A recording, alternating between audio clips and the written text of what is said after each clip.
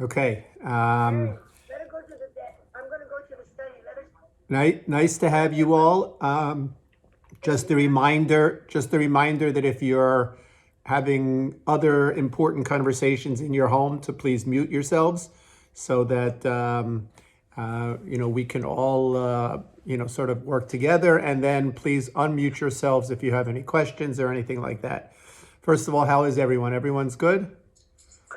Baruch Hashem, good. All right, good to hear. Everyone get the vaccine?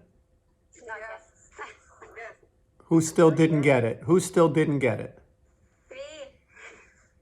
Okay, wait a second. Debbie, you didn't get it? No, Hal has been successful in getting it for half a grade next, but he hasn't been able to get it from me yet. It's always that way. The shoemaker's children. Despite his trying, he's trying much more than I am. Okay, Michelle, you didn't get it yet either, right? Right. Who else didn't get it? Carol, did you get it? Did I? Oh, Devora, you didn't get it, right? No.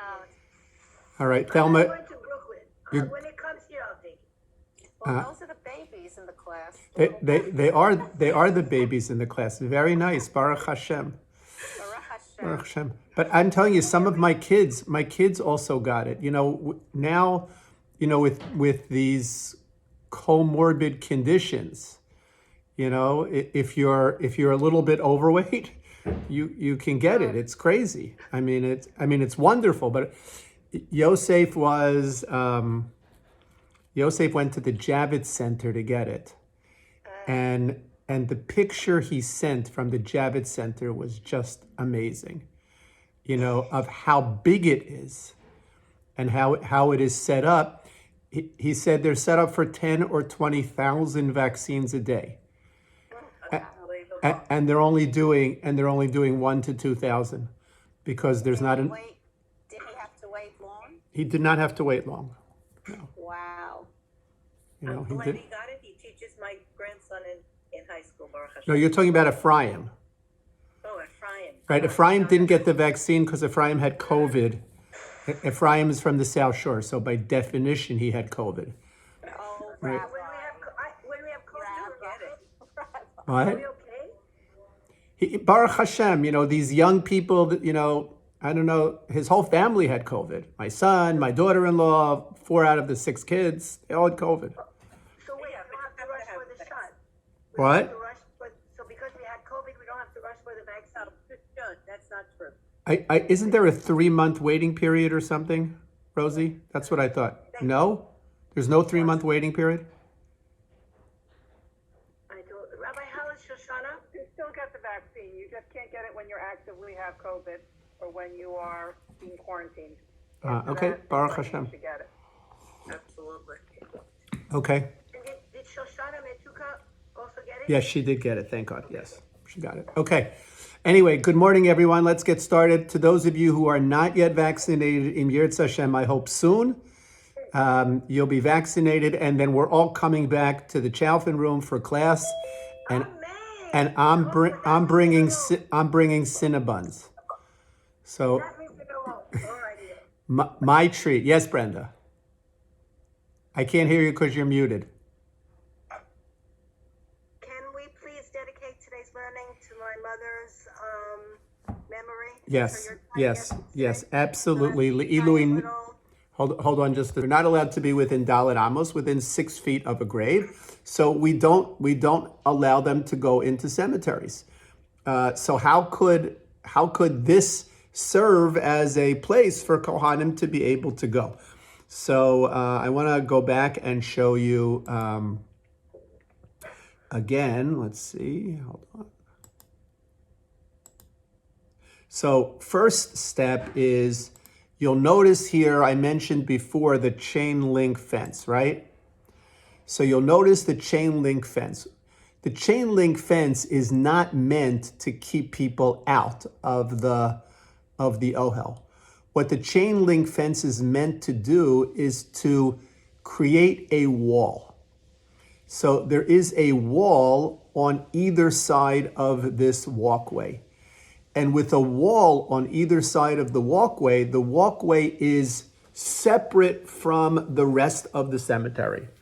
So it's not considered. So even if you are standing on that walkway and you're closer than Dalit Amos to the grave, because there's a wall between you and the grave, so it's not a problem, according to many people. It's not an issue. I know Kohanim who won't do this, but if you're interested in going to the Ohel, it's not an issue. Wait a second. That wall there doesn't look like it's really a wall. I mean, after all, it's a waist-high chain link fence. So is a waist-high chain link fence really a wall? So the answer is, yep. Yes. A waist-high chain link fence can absolutely be a wall. All right, can absolutely, let's see if I can do this. Right, a waist-high chain link fence can absolutely be a wall. And we rely on an interesting principle, and that principle is called, well, it doesn't matter what the principle is called in Hebrew, but we say when there is a solid wall that is at least 40 inches high, which is 10 hand breadths. A hand breadth is measured from the bottom of your fist to the top of your fist. That's a hand breadth. That's 4 inches. It's called a tefach. So if there are 40 tefachim, if there are 10 tefachim, which is 40 inches, if you have a wall which is 40 inches high, and nothing can get through that wall, it's a solid wall. Here, chain link fence serves as a solid wall. Nothing can, I mean, obviously, you can pass things through the links, but nobody can go through. So that wall is considered as if it goes all the way up. No, it doesn't stop.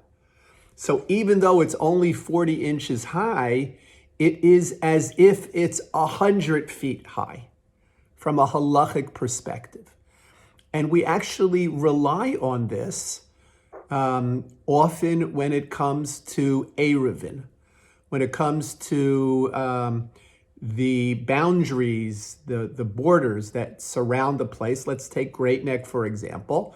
Does anybody in this class live on the water? I'm looking and seeing. I don't think so, right? If you live on the water, let's say that you live on the water in, I don't know, in Saddle Rock, okay?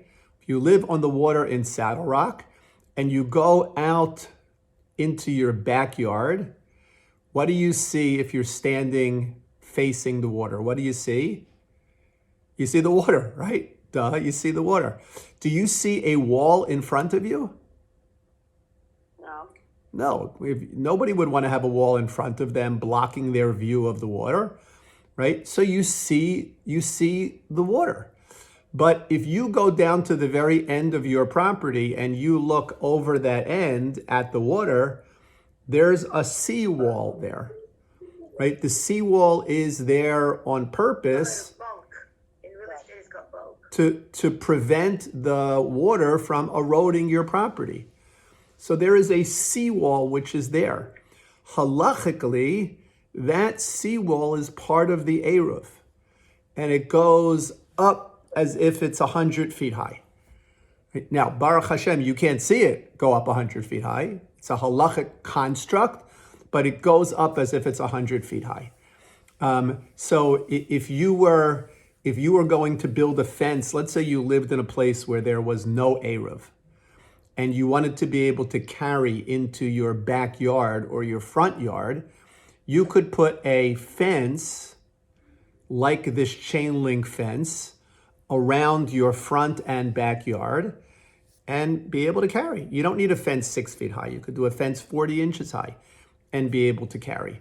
And that is what we rely on. And that's what Kohanim who are going to visit the Rebbe's grave rely on, because there's a walkway that goes from this ohel all the way back to a building that has a separate entrance from the street. And there's fencing all along those. So you could literally walk into the building, which is not the cemetery, down the walkway, which is a separate reshus, a separate domain because it's walled, over to the ohel. And what about going into the ohel? If you're a Kohen, can you go into the ohel? So I want to go back and show you. Let me make it a little bit bigger so you can see it. Okay. So you see where these sidurim are resting on that wall? Do you notice that? Yeah. See the guy? You see the guy in the blue shirt? Yeah. Okay, so go to his right, or go to his right, 1, 2, 3 people, 3, 4 people, and you see they're resting their sidurim on a wall. Oh, yeah.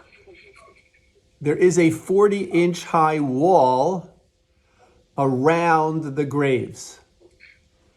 So based on this, and this is the way that it was deliberately set up by Chabad, a Kohen could go in, go along the walkway, a separate reshus, not considered in the cemetery, not considered halachically in the cemetery, although practically you're in the cemetery, but not considered halachically in the cemetery, go into the ohel, and stay between the wall of the ohel and this low wall around the graves, and not violate any of the prohibitions of tumas mace for a kohen.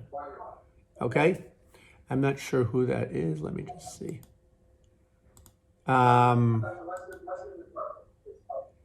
So I'm just going to mute you because we hear Arthur. Oh, sir.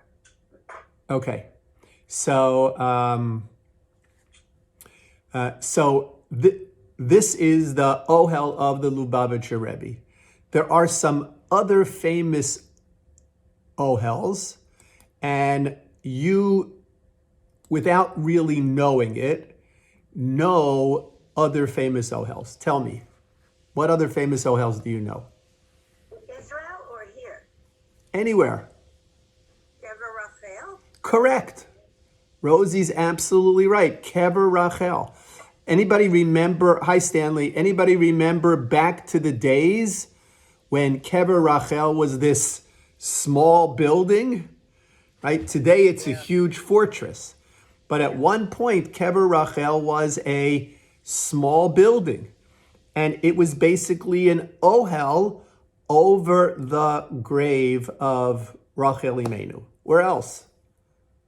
There's an even more famous one than Kever Rachel. In Uman? Marat HaMachpelah. You don't have to go so far, Sue. Which is under snow. You don't have to go so far. Marat HaMachpelah. Right? What is Marat HaMachpelah? Right? It's not, right? There is a building over the graves of Marat HaMachpelah.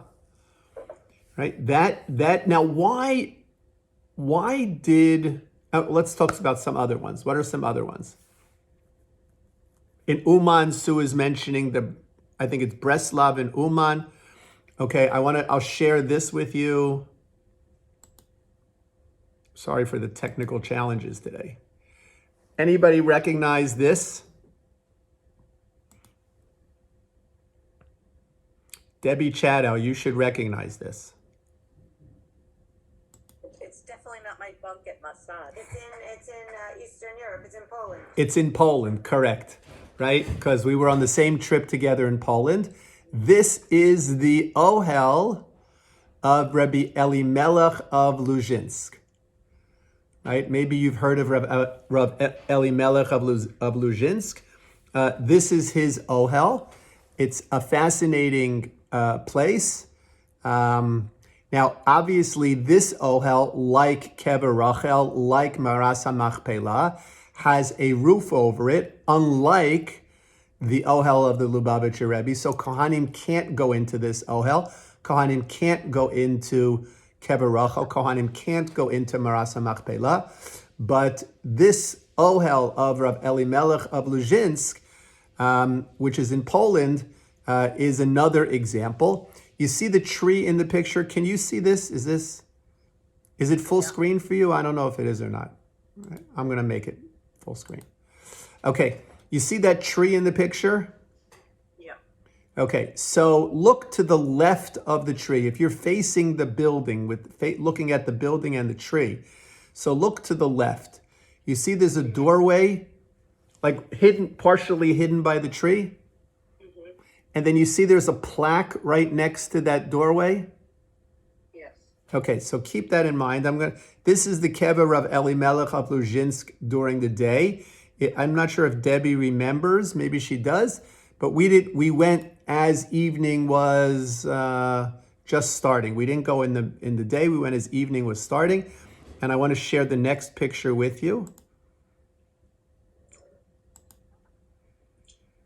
Okay, this is inside the kever of Rav Elimelech of Luzhinsk. Okay, so this is the doorway you were looking at that's partially hidden by the tree.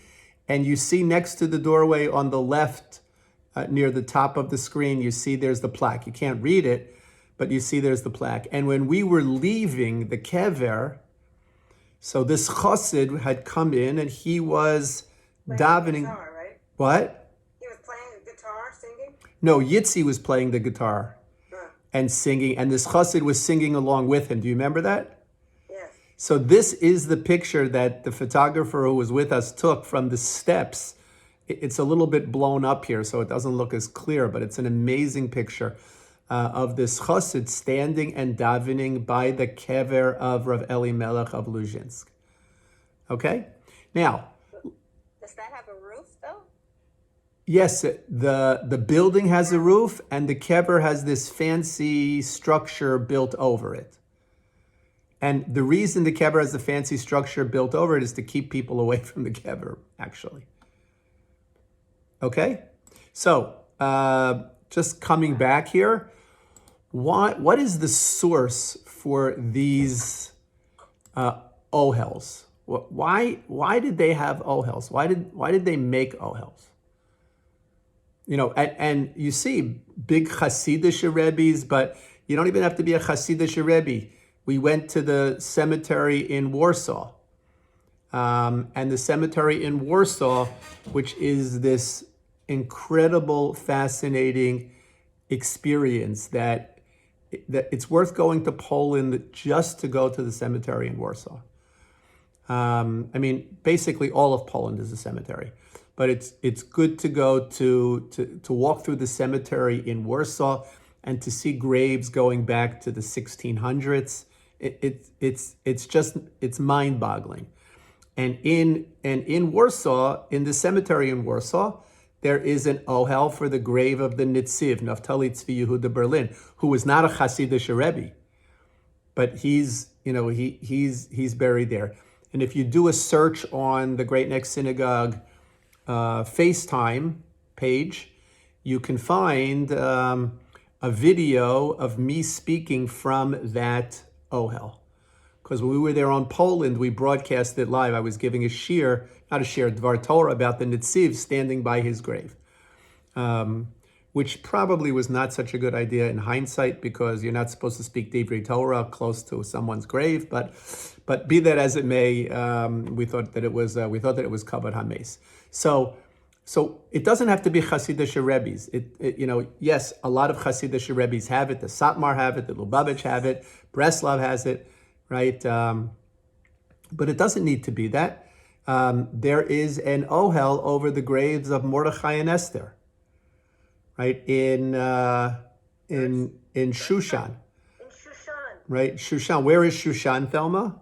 It's in Iran in the north. Right? There's an ohel over their graves in various places. So what's the source of it? Why is there an ohel? What's the purpose of the ohel? Protected from demons. You muted yourself very quickly. I doubt that it's from the Ohel Moed. I don't know if this goes that far back. So, yes, Rosie, you're absolutely right. There is one opinion that says it's from the Ohel Moed. Why? This is hard for Ashkenazim to swallow, but why is anybody here, Hasidic background? Sue, you have a little bit of Hasidic background, don't you? No? So So why do Hasidim go to the Rebbe's kever? Why does anybody go to the Rebbe's kever? Pour our hearts out and hope that he will be a source to answer our tefillot. Right, to daven for whatever our needs are, you go to the kever. Right, Kalas go, Chasanim go, people who are sick go, people who are healthy go. People who need success in Parnasa, they go.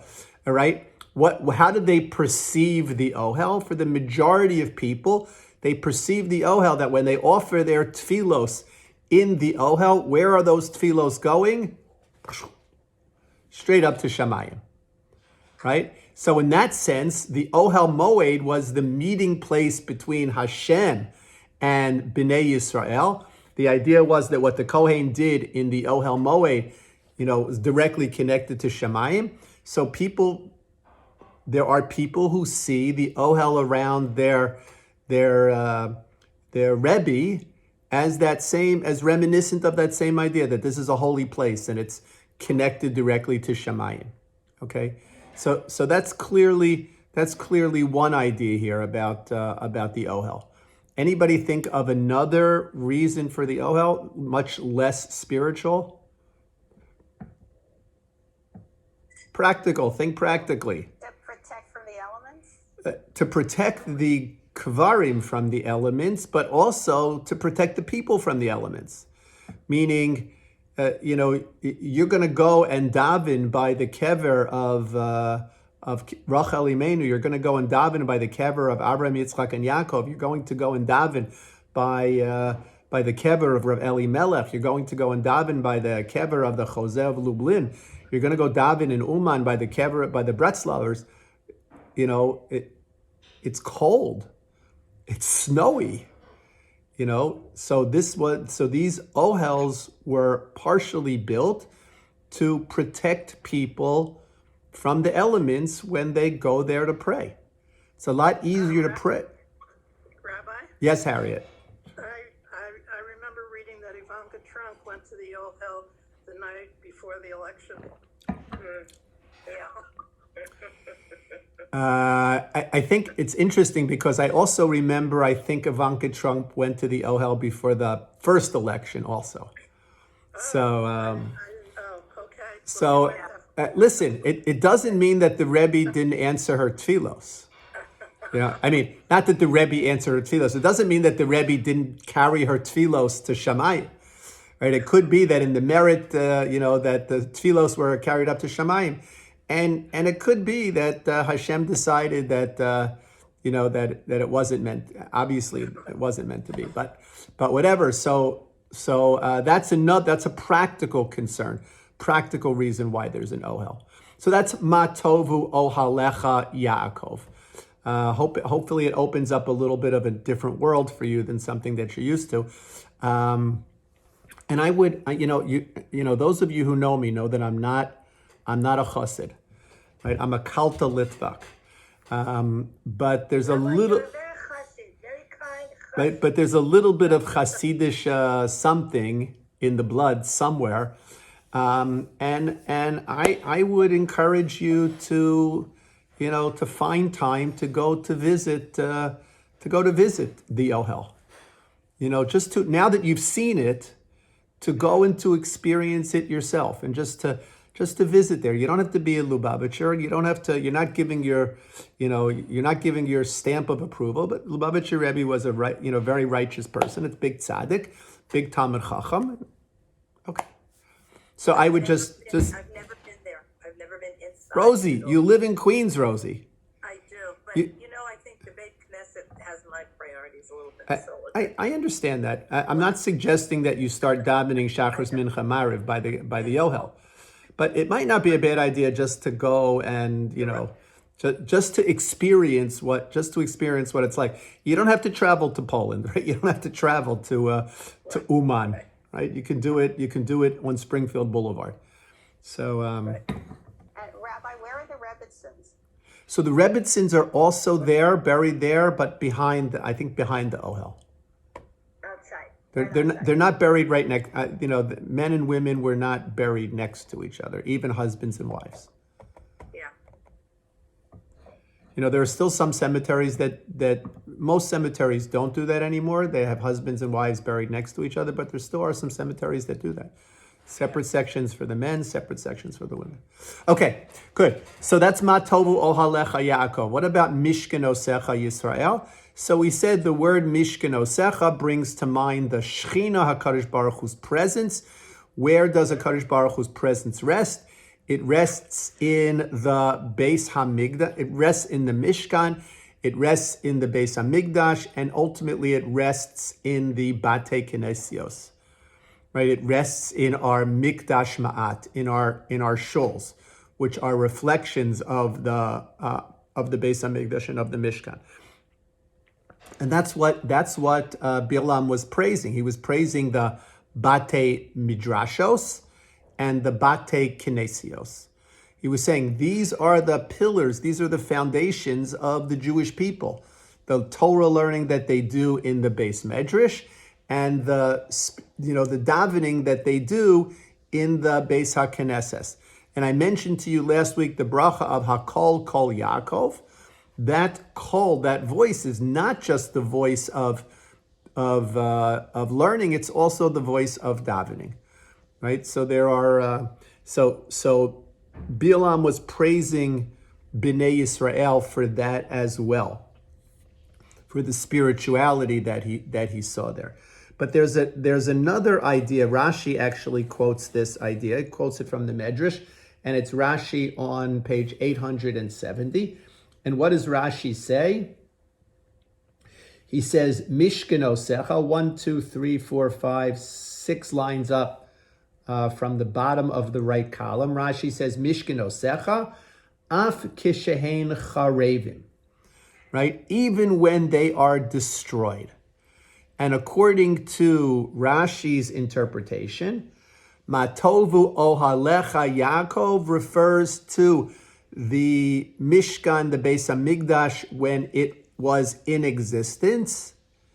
Mishkan Osecha Yisrael refers to these holy places in their destruction. So why would Bilam praise a Beis Hamikdash that's been destroyed? Right, a Beis Hamikdash that's been destroyed seems to be symbolic of our transgressions, right? Why was the Beis Hamikdash destroyed? Because of things that we did. So why would Bilam praise this Beis Hamikdash that's been destroyed, Mishkan Osecha Yisrael, as Rashi says, Af Kishehein Charevin, right? Why would that be the case? So we find, interestingly, you all pretty much remember the laws of Tisha B'Av. I know it's been a long time since Tisha B'Av, and hopefully this coming Tisha B'Av will be different. But Tisha B'Av, we begin with the Avelus the night of Tisha B'Av. Right, we're sitting on a low chair, or we're sitting on the floor. And that Avelus changes in the middle of the day on Tisha B'Av. Once you reach Chatzos, Tisha B'Av day, the Avelus changes. And what happens? So you're now allowed to sit on a regular chair. Why does that Avelus change?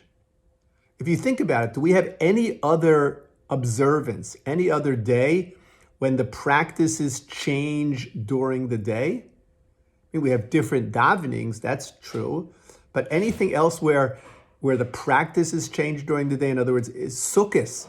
Is there a difference between Chatzos, before Chatzos and after Chatzos? No, only Tisha B'Av.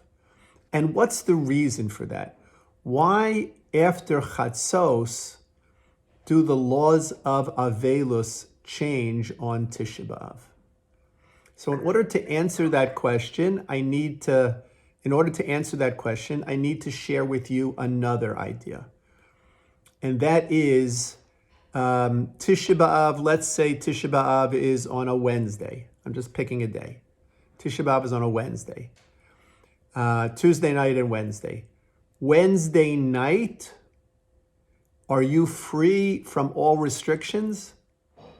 No, No, what can't you do still? laundry. No, I don't eat meat yet. You can't eat meat. Right. So yes, that's correct. You can't do laundry. You can't eat meat. You can't Can't get a haircut. get a haircut. You can't listen to music. You can't go swimming. All of those prohibitions are still in place the night after Tisha B'Av. Why? And until Chatzos the next day. Right? Until let's say 1 o'clock Thursday afternoon. Why are those prohibitions still in place? Tisha B'Av was yesterday. Fires are still burning? Yeah, the fires. Ah, Yeah. right? So the fire is still burning, right? In other words, the Romans came in, they broke through on the 9th of Av. They set the fires in the afternoon on the 9th of Av, and the Beis HaMikdash burned the entire night of the 9th and the day of the 10th. So we observe Avelus, some degree of mourning, like the 9 days, the night after Tisha B'Av and the next day until Chatzos. Unless Tisha B'Av falls out on a Thursday, in which case, Friday, Erev Shabbos trumps many of those things. So, okay. So we know the Beis HaMikdash was burning on the 10th, and it started burning in the afternoon of the 9th.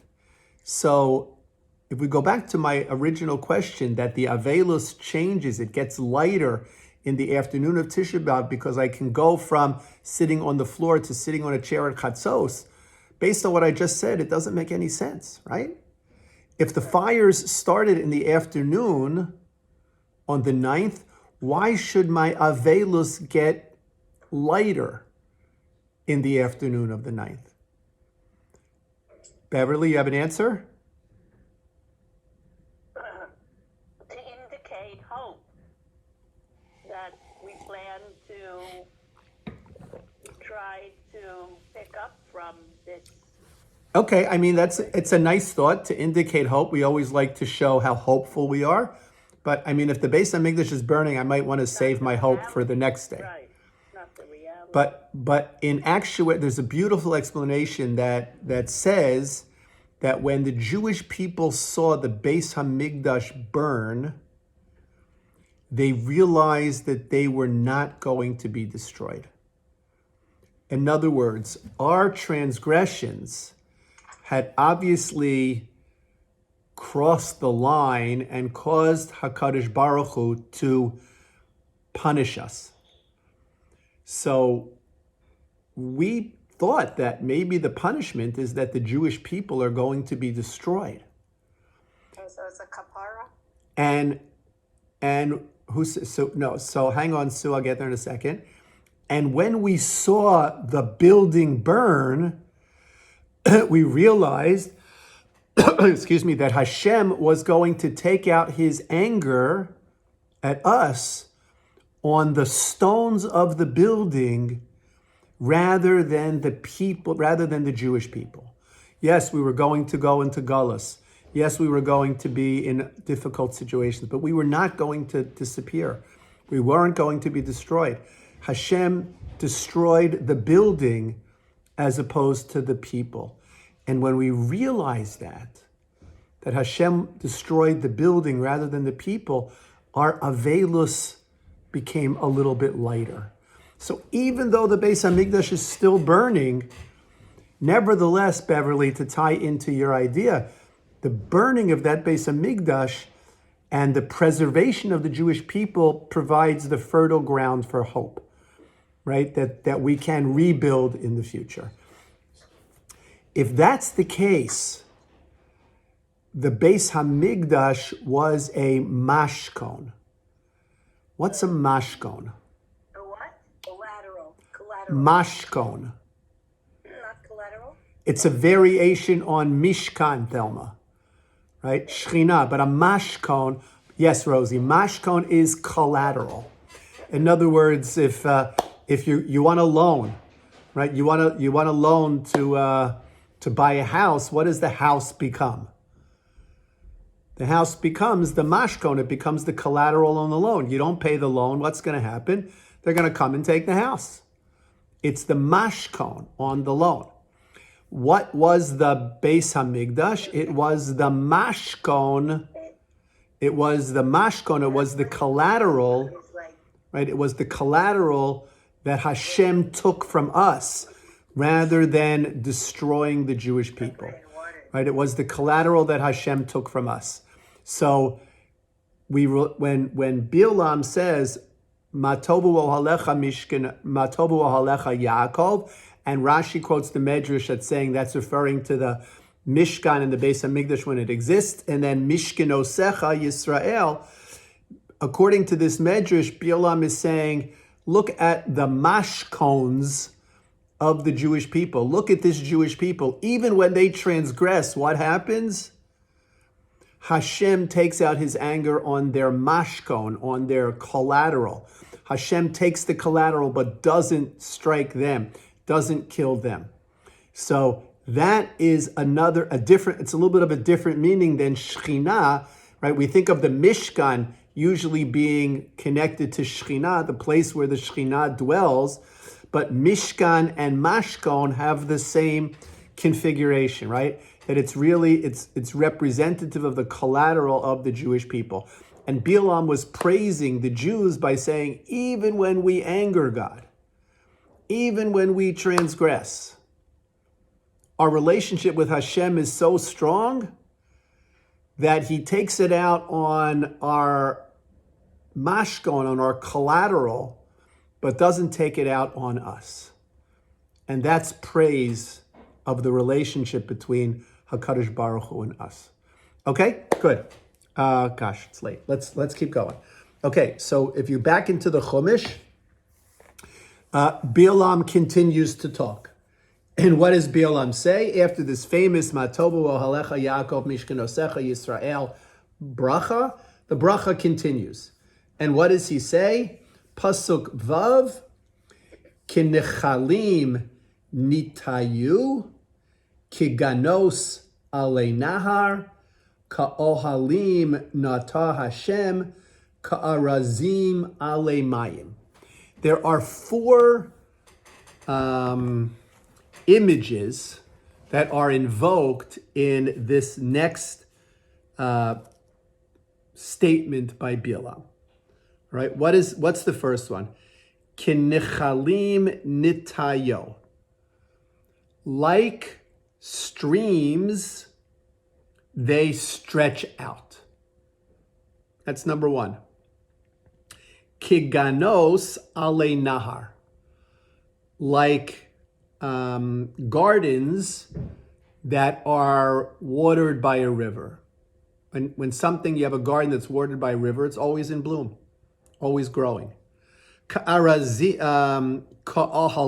nata Hashem, like ohalim, we'll talk about what that means. The English translates it as aloe, right? Aloe, however, it's kind of tree, or a branch, we'll talk about it. Nata Hashem ka'arazim ale mayim, like cedars by the water.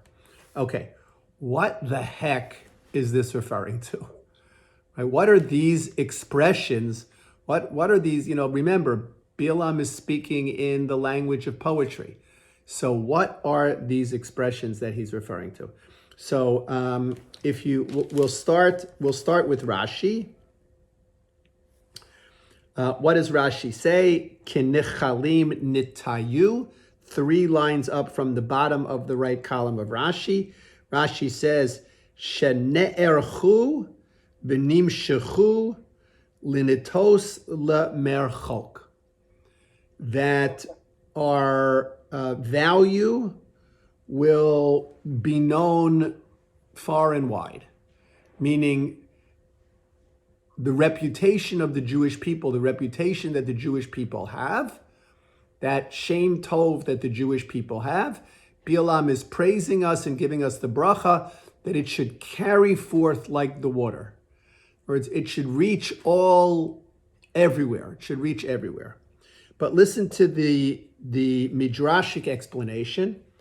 Amru Rabboseinu, the rabbis said, this is based on the Gemara, Mibir chosav shel oso rasha anu lemedim mahaya belibo lekalalam. That from the brachos that Bilam makes, we see what was in his heart to curse. Meaning, remember, Bilam's not a good guy, right? We're still not giving him shlishi in shul. He's not a good guy, even though he gave us brachos. But the Gemara in Sanhedrin says he gave us brachos, and as we've learned, only because Hashem twisted what he was saying to make it into a bracha. What did Bilam want to do? He wanted to curse us. And from the brachos, you see what curses Bilam wanted to do. So if he gave us a bracha for our batei medrash and for our batei kinesios, so then what did Bilam want to do? He wanted to curse us. He wanted to say there shouldn't be any more batei medrash. There shouldn't be any more beis knesses. Right? Bilam wanted to take that away from us. So you see, from the brachos, you see what his intention was to curse us.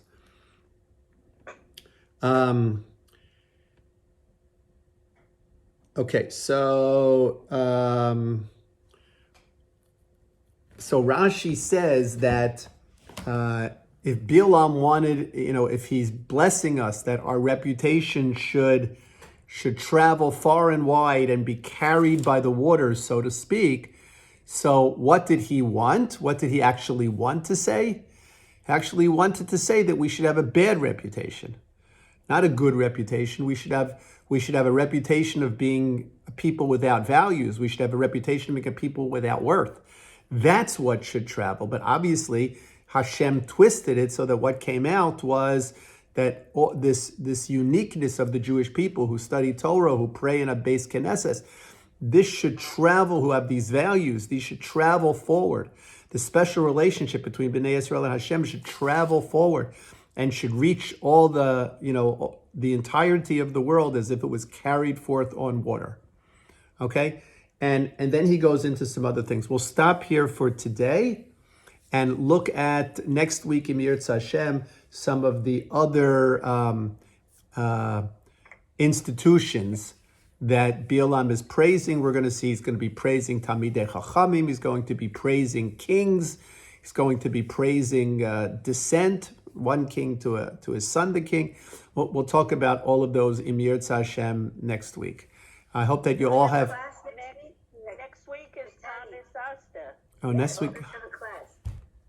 Yes, let's have a class. I'm not sure that I can have my class without coffee. I don't know. It's... All right, we'll skip Tanis Esther and we'll meet in 2 weeks. All right? Thank you for pointing that out. Yes, Sue. I just, for the first time ever reading this, I'm thinking how everything depends on attitude. Here he is, remember, he's looking at a desert scene, and yet what he's conjuring up is the most fertile, lush, water-filled, extraordinary expanse of fertility and growth. It's an amazing thing. Yeah. That's what Hashem is forcing him to say. Yeah. That's Right. crazy. Lashon Sagi Well, Nahor. no, he's not euphemistic here, right? He's really... he's right. Sagi Nahor is generally using Blind. good language when we want to convey something, not so good. What he's doing. That's not what he's right. That's not what he's doing. But the general idea, Rosie's referring to the general idea. Okay. Okay? It's the first Zioni that's not Jewish, whatever, Eretz Zavat Chalav Udvash. Okay, everyone, have a wonderful day. Have a good Shabbos and a happy Purim.